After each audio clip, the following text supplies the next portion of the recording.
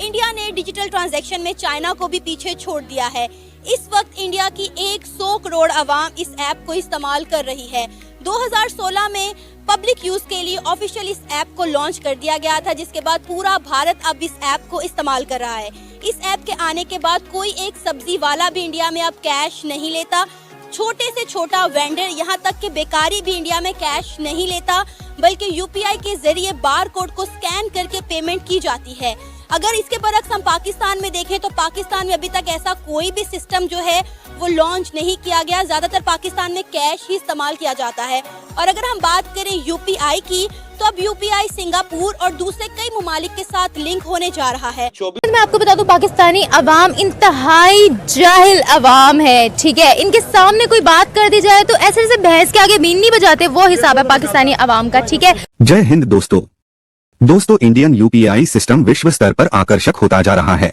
उदाहरण के लिए आप देख सकते हैं कि इसे सिंगापुर, यूएई, फ्रांस जैसे विश्व भर में कुल 13 देशों ने स्वीकार किया है।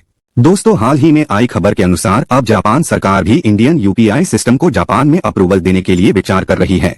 दोस्तों, सूत्रों की माने तो भारत सरकार इस डील पर काफी तेजी से काम कर रही है और हो सकता है बहुत जल्द जापान में भी इंडियन यूपीआई सिस्टम को एक्सेप्ट कर लिया जाए। दोस्तों, भारतीय यूपीआई सिस्टम को लेकर पाकिस्तान जनता की क्या राय है, आए वीडियो में जाने। आने वाले टाइम के अंदर इंडिया आपको कहाँ नजर आ रहा है?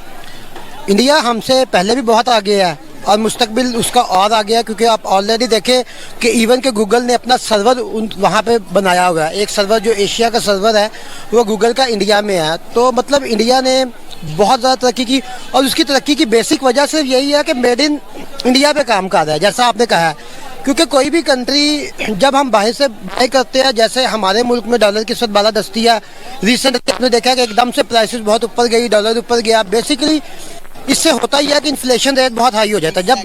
जब इन्फ्लेशन रेट हाई होता है तो जो लोग मिडिल क्लास लोग होते हैं हमारे मुल्क में, चूँकि मिडिल क्लास की बहुत ज़्यादा तादाद है, हमारी कंट्री में अपर क्लास कम है, मिडिल क्लास बहुत ज़्यादा है, वो बहुत बैक पे चले जाते हैं। उनको वापस अपनी जगह पे आते आते जितना टाइम लगता है, उस टाइम ड्यूरेशन में वो इतना मतलब डॉलर और ऊपर चला गया होता है। प्राइसेस उसकी सिर्फ प्राइसेस ऊपर जाने की वजह से यही होती है क्योंकि हमारी ट्रेडिंग किसी और करेंसी में हो रही है सारी। और समझ गई। सवाल अब मेरा आपसे ये है कि अमेरिका एक सुपर पावर है, वो अप्रोच करी है इंडिया को इस सिस्टम के लिए। अगर ये सिस्टम अमेरिका में लॉन्च हो जाता है, हमें देखने को मिला है कि अमेरिका का डॉलर भी काफ़ी नीचे जा रहा है, इन्फ्लेशन रेट भी बढ़ रहा है और क्राइसिस भी जा रहे हैं वहाँ पर। तो कितना हेल्पफुल होने वाला है ये सिस्टम अमेरिका में, क्योंकि consumer to consumer business down जा रहा है इस वक्त अमेरिका में। ऑब्वियसली हेल्पफुल तो होगा ये सिस्टम उनके लिए, बिकॉज वो उनका ट्रस्ट रेट जो है वो पाकिस्तान से ज़्यादा इंडिया की इंडस्ट्री पे है। तो पाकिस्तान में है ही नहीं, आप ये बोले कह सकते हैं, क्योंकि यहाँ पर बहुत जो है ना लोकली सिस्टम पे ये चल रहा है। ऊपर वाले सिस्टम पर होगा तो ही जो है ना किसी के साथ हमारा ट्रस्ट बिल्ड हो सकता है। जब है ही सारा कुछ हमारा लोकली जगह पे रह गया हुआ है, हमें कोई स्पॉन्सर ही नहीं मिल रहा कोई अच्छे वाला कि हम लोग अपने IT को अपने ऊपर लेकर जाएं, तो तब तक तो हम लोग नीचे ही रहेंगे ना। तो इंडिया में ये इंडिया ने यूपीआई कराया है और उसमें हमारे अगर फर्स्ट ऑफ ऑल अगर हमारे बिजनेस पर्सनस का उसमें कोई फ़ायदा हो रहा है, दैट्स हमें फॉलो करना चाहिए और हमें इंडिया को नेगेट नहीं करना चाहिए, बिकॉज वो they are a neighbouring country. हम पहले इकट्ठे थे, फिर बाद में हम ये दो कौमी मूवमेंट जो थी उसके बाद हम अलहदा हो गए। अब हमारी अलग शनाख्त है, लेकिन इंडिया हमारा नेबरिंग कंट्री है। हमारा एक यूनिक इशू कश्मीर का भी है उनके साथ और वो भी इस चीज़ को समझते हैं। और इस इशू की वजह से हम दोनों कंट्री बहुत फॉलो ऑफ कर रहे हैं हर जगह पे।